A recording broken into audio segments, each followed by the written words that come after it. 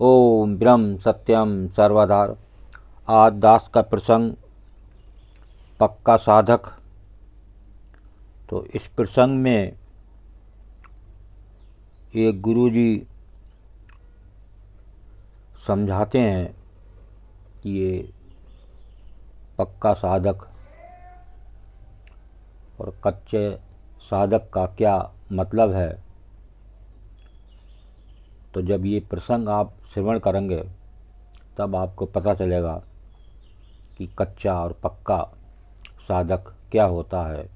बहुत ही सुंदर इस जीव के वास्ते प्रसंग कि किस प्रकार से पक्का साधक बनता है और किस कारणवश कच्चा रह जाता है। एक बार एक गुरुजी अपने शिष्यों को भक्ति का उपदेश देते हुए समझा रहे थे कि बेटा, पक्के साधक बनो, कच्चे साधक ना बने रहो। कच्चे पक्के साधक की बात सुनकर एक नए शिष्य के मन में एक सवाल पैदा हो गया। उसने पूछ लिया, गुरुजी, ये पक्के साधक कैसे बनते हैं? तो गुरुजी मुस्कुराए और बोले, बेटा, एक गांव में एक हलवाई रहता था। हलवाई हर रोज़ कई तरह की मिठाइयाँ बनाता था जो एक से बढ़कर एक स्वादिष्ट होती थी। तो हलवाई के माध्यम से वो गुरुजी शिष्य को समझा रहे हैं बहुत ही सुंदर ढंग। आसपास के गांवों में भी हलवाई की बड़ी थाक जमी हुई थी। अक्सर लोग हलवाई की मिठाइयाँ और पकवानों का आनंद लेते आते थे। एक दिन हलवाई की दुकान पर एक पति पत्नी आए। उनके साथ उनका छोटा सा बच्चा भी था जो बहुत ही चंचल था। उसके पिता ने हलवाई को हलवा बनाने का आदेश दिया। वो दोनों की प्रतीक्षा करने लगे, लेकिन वो बच्चा बार बार आकर हलवाई से पूछता, हलवा बन गया क्या? तो हलवाई कहता, अभी कच्चा है, थोड़ी देर और लगेगी। वो थोड़ी देर प्रतीक्षा करता था और फिर आकर हलवाई को आकर पूछता, खुशबू तो अच्छी आ रही है, हलवा बन गया? देखिए, बच्चों को तसल्ली नहीं होती, तो यही कारण है कि बार बार पूछना। तो हलवाई कहता, अभी कच्चा है, थोड़ी देर और लगेगी। एक बार, दो बार, तीन बार, बार बार उसके ऐसा पूछने पर हलवाई थोड़ा सा चिढ़ गया। उसने एक प्लेट उठाई और उसमें कच्चा हलवा रखा और बोला, ले बच्चे, खा ले। तो बच्चे ने खाया तो बोला, ये हलवा तो अच्छा नहीं है।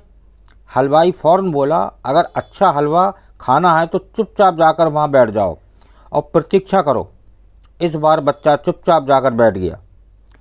जब हलवा पककर तैयार हो गया तो हलवाई ने थाली में सजा दिया और उनकी टेबल पर परोस दिया।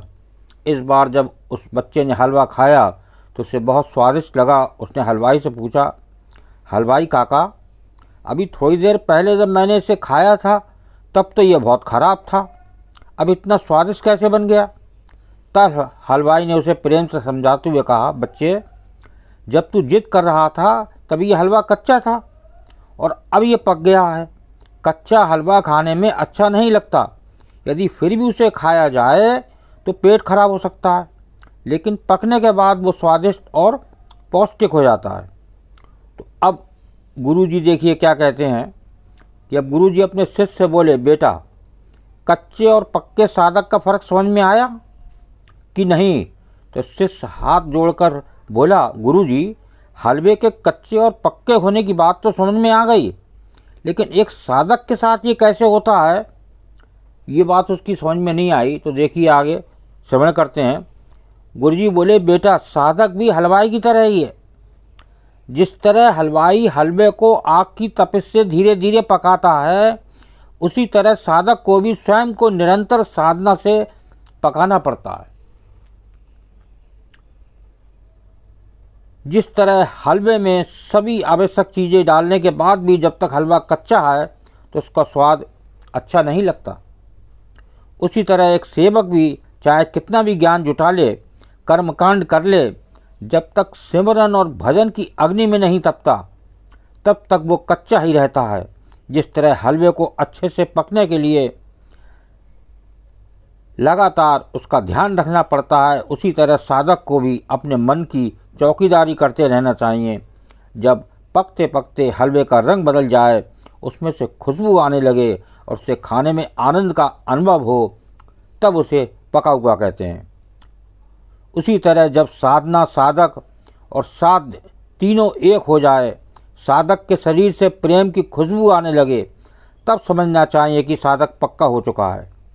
जब तक सेवक का सिमरन पक्का न हो जाए, उसे सावधान और सतर्क रहना चाहिए, क्योंकि माया बड़ी ठगनी है, कभी भी साधक को अपने रास्ते से गिरा सकती है। अतः साधक को निरंतर सिमरन और भजन से खुद को मजबूत बनाना चाहिए। तो इस सिमरन तभी हो पाता है, सिमरन के लिए एक जिद बनानी पड़ती है।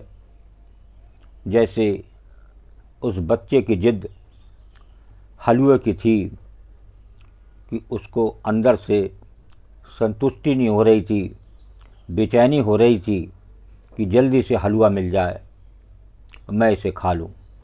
तो देखिए, जल्दबाजी में उसको कच्चा हलवा मिला और उसको तसल्ली करनी पड़ी। तो आज एक पक्के साधक को इंतज़ार करना पड़ता है, कुछ नहीं पता कब प्रभु आ जाएं और उनसे भेंट हो जाए।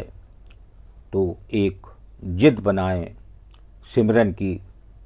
आज सिमरन, सत्संग, सेवा ये साधक के लिए अति ज़रूरी, बिना इसके ये आध्यात्मिक लाइन में ये जीव या मानव आगे नहीं बढ़ सकता।